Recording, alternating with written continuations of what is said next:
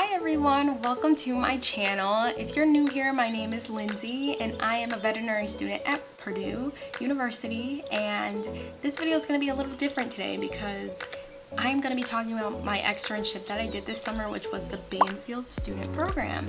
I'll be talking about the pros and cons, recommendations, what I learned there, and if you watch to the end, I'm going to give you a little bit of day in the life sort of vibe and bring you into the clinic and show you what a typical day was like. So stay tuned for that.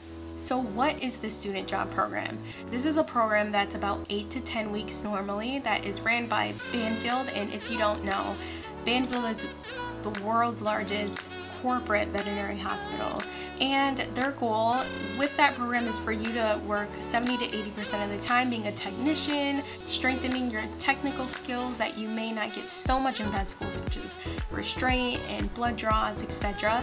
And the other time working alongside the mentor doctor, which you're talking through cases, discussing treatment plans, and they are helping you think like a real doctor, since that's what you're gonna be one day. For this summer, for 2020, all students were limited to only 6 weeks instead of the normal 8 to 10 weeks, which was a big con for me because it was the only externship that did not get canceled for this summer, for my summer, but we're gonna get to that in a second. Otherwise, I can say I learned a lot about corporate medicine. I learned a lot about the unique wellness plans that Banfield offers and what makes Banfield such a well-known place to take your pets.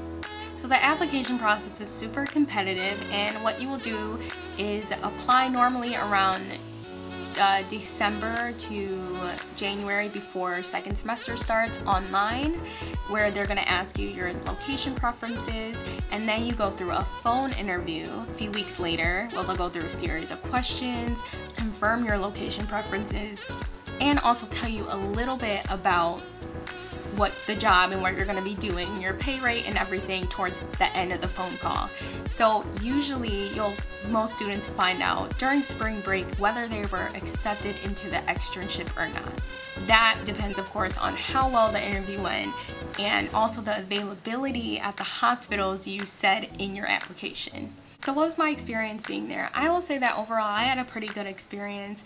I will start with the cons, which was it took a little long for me to get into the system, which wasn't anyone's fault, but it sort of slowed down the learning process and the hands-on experience that I was able to get. And speaking of hands-on, it just wasn't as much hands-on experience as I was hoping for going into the program, and this just was because at other clinics students were able to really get in there and do like dentals and help with surgery and stuff, and that just wasn't the case in my experience. And I know it just always is dependent on the clinic and the doctor you're working with. As students, we always want to get in there and do as much as we can because we will become doctors one day doing everything. But as a vet student, you walk that fine middle ground between like getting to do everything and not getting enough, because it just always depends on the hospital regulations, how comfortable the doctor is, and how comfortable you are as well. So that was not a surprise, but it just was a little bit of a disappointment. And the last con I have is the COVID regulations, and I'm sure every student experienced some drawbacks from COVID, but there was no face-to-face communication. I did not get as much learning with client communication as I would have hoped. I heard how the doctor broke down diseases and treatment plans, but I didn't get to hear how the client received that on the phone. And yeah, it just wasn't the same as face-to-face consults and appointments where you really get to hear that dialogue and learn from it being a student. So yes, and then the other thing that meant was that the phone was always ringing. Like literally the phone never stopped ringing. A tech would hang up the phone and open a lineup, and then the phone would just start ringing again. So that was also another annoying con, but I mean, I know every clinic is dealing with that as well with COVID. So the pros. What I liked about the experience is I did strengthen my technical skills. and that included doing blood draws, positioning for radiographs, lab work, such as like CBCs, electrolytes, fecals, urines, all of that good stuff. I got a ton of practice with that and strengthened those skills, which those are important, because when you're in the clinic, everyone, if they can't hit a vein, if they can't get a catheter in, they're going to turn to you. So it's super important, and I don't want to downplay it. Like, it's not important, like a student doesn't need that, because they really do. So that was great that I got to have a lot of that experience. Another pro is my mentor doctor. You can always tell when a doctor teaches because they want to, or they feel like they have to because the student is there. Because I've had a lot of those experiences as well, but my mentor doctor was very passionate about teaching students and would put me on the spot with questions like, so Lindsey, tell me what you know about hernias, mast cell tumors, normal space, like anything. He would put me on the spot and ask me all I knew about it, and then if we're looking at a radiograph, tell me what you see. If he has a case, so how are we going to treat this? The questions, they put me on the spot, but they challenged me, and he did not automatically just tell me what needed to be done or tell me what was wrong, or he let me think about it, and if I got it wrong and felt like an idiot, that is the best way for a student to learn. So I really, really appreciated that. So he was just overall a great doctor, great teacher, super passionate, and I just loved learning from him, and he loved teaching as well, so it went both ways. Another pro that I have was the team of people that were there as well. Everyone was super nice, very approachable, very patient with me, and I really appreciated that a lot. And just observing them work together was amazing. I really feel like your work environment, it makes or breaks your experience being at a clinic. I was so nervous going into this program because you hear so many mixed things about corporate medicine, Banfield, and so on, but what really makes the difference, because there's thousands of clinics, thousands of people who work at this corporation, it really depends on the clinic and the people who are at this clinic. And in my case, everyone was nice. They worked so well together, even on the hard days, which COVID brought a lot of that out.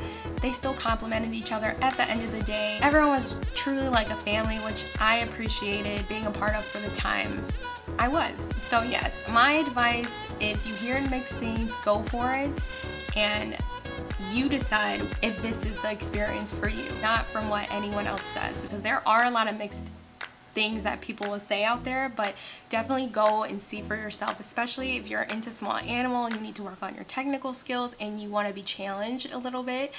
Definitely, I'll say go for it. You decide what experience that you had at the end of it, not anybody else. So that would be my advice. So this is the fun part of the video where I get to take you into the clinic with me. I apologize that I was not able to record during the entire duration of the externship, but I'm glad I got some clips to show you at least what a typical day was like from the time I wake up to the end of the day. I hope you enjoy, and let's get into the video. So I always lay out my clothes the night before, starting with my stethoscope, my Mediclo scrubs, which I have a code for, a small notepad, which I recommend for quickly taking notes and fitting inside your pocket, and my Apple Watch, which is great for taking vitals. Ooh, so as you guys can see, you are getting the real deal, the real Lindsey, as I am waking up out of my slumber. Let's fix this hair and get out these clothes, shall we? Ooh, much better. So yes, my hair's on my face, got my scrubs on, all externship ready. So like any other basic medical student, I am starting my morning off with some coffee in my favorite mug by Grounds and Hounds Coffee Company. So most of my shifts started at 8 and 9 a.m. This is your view when you walk into the hospital, in our treatment room where most of our patients are prepped for surgery. As you can see, the table is already prepped for a dental cleaning. As I turn around, you get a view of the 2 of 3 appointment rooms that are available that are not being utilized right now due to COVID. And now I'm taking you in the back where I'm showing you 1 of 2 isolation rooms where animals come in for drop-offs and other appointments that are taking place that morning. Speaking of prepping our patients for surgery, as you can see, a catheter is being placed into the cephalic vein.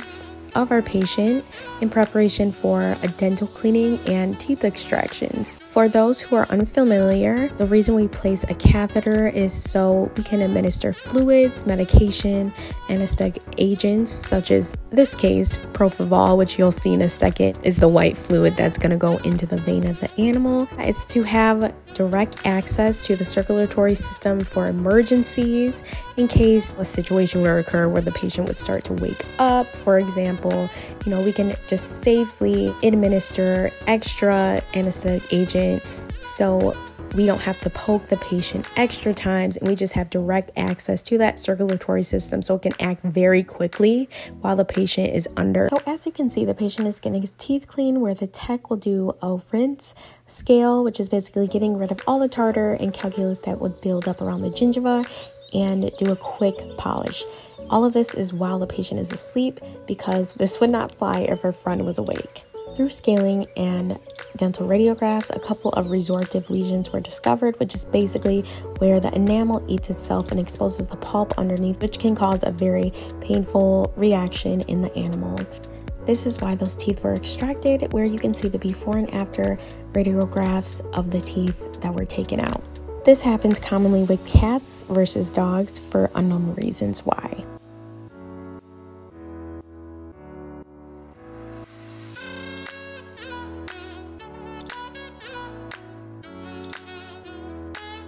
So this patient came in for a full workup, which involves a physical exam done by the veterinarian that I have not shown, and also full blood work.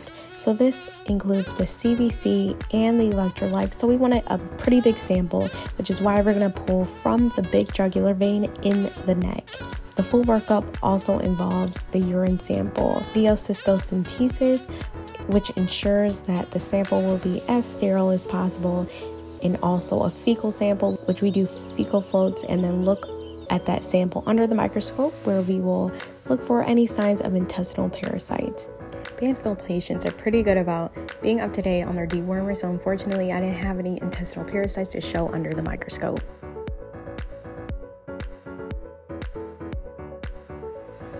The doctor did a fine needle aspirate on a patient, and what we are looking at under the microscope here is believed to be a mast cell tumor, and if you look, those are the cells that have the purple granules in them. The owner elected to have the tumor removed in the surgery that was scheduled for the following week. During the afternoon, we had a dog come in with unresolved bladder stones, which the owner had a choice of electing for surgery to have them removed. We had a kitty come in that had more toes than the owner expected it to have when picking it up. This harmless genetic mutation is called polydactyly, causing the kitty to have extra toes, but I personally think it adds to the cuteness. Don't you think? Maybe it's just me. And then unfortunately, we had a 6-month-old parvo positive puppy come in. I did not show the puppy out of respect because it was euthanized, but we had a lot more happy and healthy kiddos that we saw throughout the rest of the day.